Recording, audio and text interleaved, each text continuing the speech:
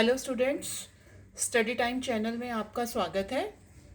आज हम 8वीं क्लास के विज्ञान विषय के कार्यपत्रक 13 जो कि डेट है 31/8/2021 वो कंप्लीट करेंगे। यह कार्यपत्रक चैप्टर नंबर 2 सूक्ष्मजीव मित्र एवं शत्रु पर आधारित है। तो बेटा इसमें जो चीज़ें बताई गई हैं वो आज हम डिटेल से पढ़ेंगे। इसमें देखिए, वायुमंडल में 78% नाइट्रोजन पाई जाती है और सभी जीवों के लिए आवश्यक होती है कि हमारे जो वायुमंडल है उसमें नाइट्रोजन की मात्रा कितनी है, 78%। और जितने भी जीव हैं पृथ्वी पर उनके लिए ये जो है बहुत ही आवश्यक है। क्यों आवश्यक है, उसके कारण दिए गए हैं। नाइट्रोजन जो है वो प्रोटीन, क्लोरोफिल, न्यूक्लिक अम्ल व विटामिन के यौगिकों का अहम मुख्य अवयव है। मतलब जो प्रोटीन है, क्लोरोफिल है, न्यूक्लिक अम्ल है और विटामिन है वो किससे बनते हैं, उसके अंदर नाइट्रोजन तत्व जो है वो पाया जाता है। फिर पौधे एवं जंतु वायुमंडलीय नाइट्रोजन का सीधा उपयोग नहीं कर सकते। मतलब जितने भी जीव जंतु हैं, हमारे पौधे हैं, वो डायरेक्ट वायुमंडल से नाइट्रोजन नहीं ले सकते, उसका उपयोग वो सीधा नहीं कर सकते। उसके लिए वो कौन सी विधि अपनाते हैं?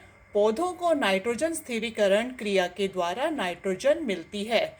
तो वो कैसे लेते हैं? वो डायरेक्ट नाइट्रोजन वायुमंडल से नहीं ले सकते।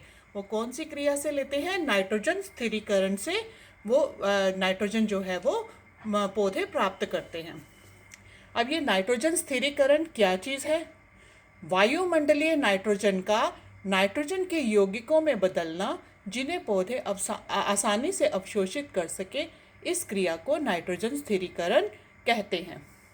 तो इसका मतलब क्या हुआ कि जो वायुमंडल में नाइट्रोजन होती है, प्राप्त होती है हमें, उसको हम किस में बदला जाता है? नाइट्रोजन के यौगिकों में बदला जाता है, ताकि पौधे जो हैं उसको अपने अंदर आसानी से अवशोषित कर सके। इस क्रिया को हम नाइट्रोजन स्थिरीकरण कहते हैं। तो ये आपके पास परिभाषा होगी नाइट्रोजन स्थिरीकरण की। फलीदार पौधे वर्ग के पौधों की जड़ों में राइजोबियम नामक जीवाणु पाया जाता है, जो नाइट्रोजन के स्थिरीकरण में सहायता करता है। तो जितने भी फलीदार पौधे होते हैं उनकी जड़ें होती हैं, उनमें एक जीवाणु पाया जाता है जिसका नाम है राइजोबियम। और वो राइजोबियम क्या करता है? वो नाइट्रोजन के स्थिरीकरण में सहायता करता है। मतलब वो वायुमंडल से नाइट्रोजन लेता है और पौधे को वो पहुंचाता है। कभी कभी बिजली के कड़कने पर भी नाइट्रोजन का स्थिरीकरण होता है। जब बिजली जो है वो बहुत ज़ोर से कड़कती है तो भी क्या होता है, जो वायुमंडल में नाइट्रोजन होती है उसका स्थिरीकरण हो जाता है। आज हम नाइट्रोजन चक्र की सहायता से जानेंगे कि वायुमंडल में नाइट्रोजन की मात्रा कैसे स्थिर रहती है।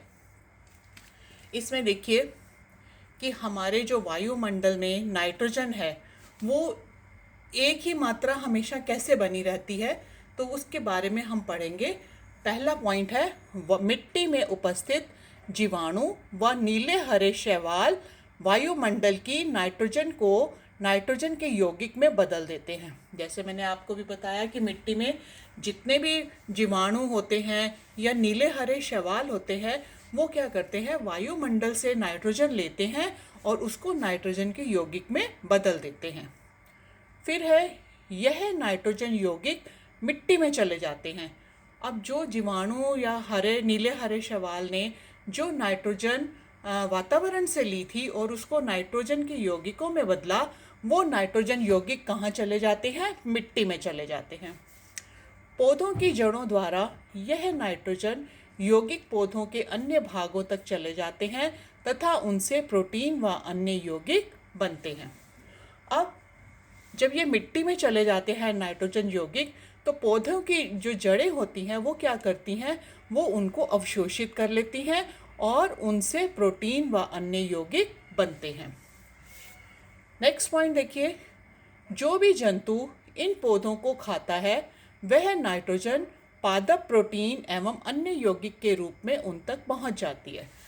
अब जो जड़ों से पौधे में नाइट्रोजन गई थी, वो नाइट्रोजन उन पौधों को जो भी जंतु खाते हैं, ठीक है, या हम खाते हैं, तो वो नाइट्रोजन जो है वो किस में आ जाती है, वो उन व्यक्तियों में या उन जंतुओं में आ जाती है। किस रूप में?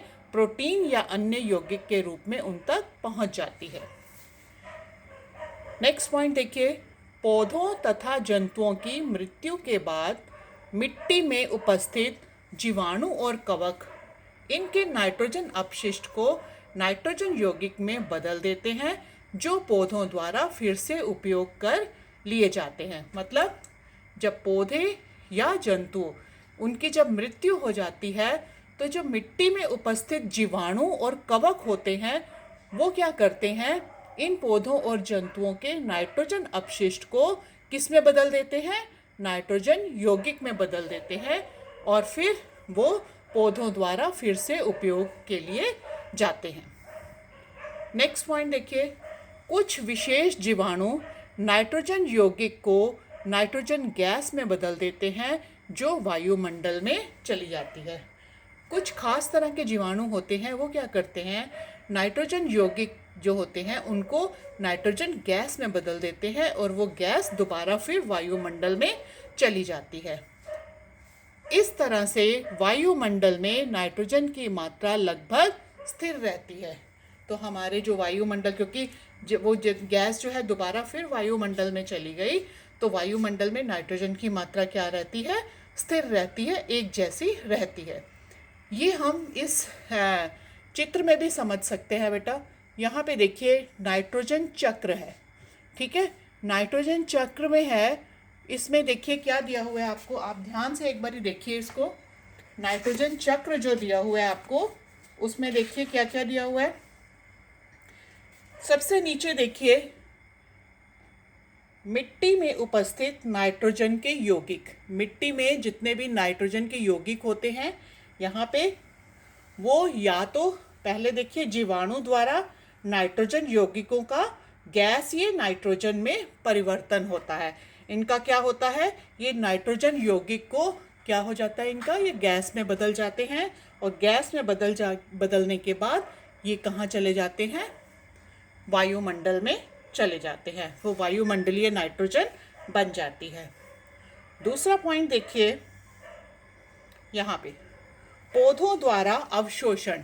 जो पौधों द्वारा अवशोषण होता है उससे क्या होता है, वो क्या होता है, यहाँ पे देखिए, जंतुओं द्वारा पौधों को खाना।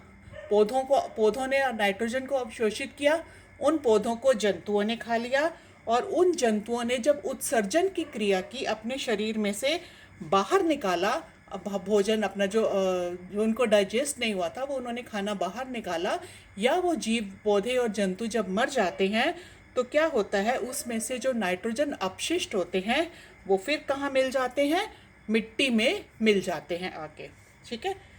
और तीसरा ये देखिए, यहाँ से देखिए, यहाँ से क्या हुआ था, जीवाणु द्वारा नाइट्रोजन यौगिकों का गैसीय नाइट्रोजन में परिवर्तन हुआ, वो वायुमंडल में नाइट्रोजन चली गई, वहाँ से बिजली कड़की, तो वो वहाँ पे नाइट्रोजन का क्या हो गया, स्थिरीकरण हो गया, और जब स्थिरीकरण हो गया तो वो पौधों में उपस्थित नाइट्रोजन की यौगिक जो है वो बन गई, ठीक है। और इसी तरह यहाँ पे वायुमंडलीय नाइट्रोजन है, वायुमंडलीय नाइट्रोजन से क्या हुआ, वायुमंडलीय नाइट्रोजन को जीवाणु एवं नीले हरे शैवाल द्वारा स्थिरीकरण हो गया उसका।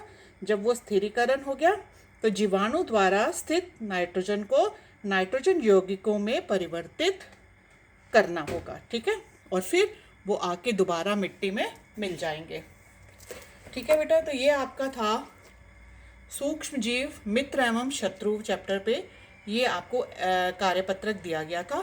अब उन्होंने कुछ नीचे हमसे प्रश्न भी पूछे गए हैं जिनका हमने उत्तर देना है।